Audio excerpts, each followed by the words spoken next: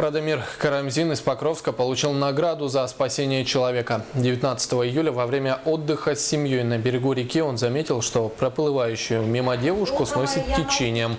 Недолго думая, Радомир бросился к утопающей, вытащил ее и оказал первую помощь.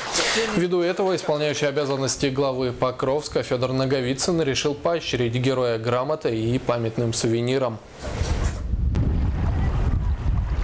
Мы обычно пришли там порыбачить, на спиннинге порыбачить.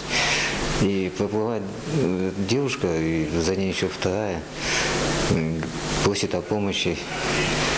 А посмотрев на нее, я так обратил внимание, что как-то говорит или что-то хочет сказать, и вода мешает. И поэтому я так быстро среагировал. Где-то 12-15 метров было от меня. Я быстренько доплыл. Хотел ее взять со стороны спины, но как-то не получилось у меня там. Руки, ноги свело, и мне пришлось ее взять ее спереди, так, чтобы она больше воды не набрала. А потом уже, когда к берегу я подплывал, у меня самому ногу свело немножко, и попросил ребят, чтобы они помогли.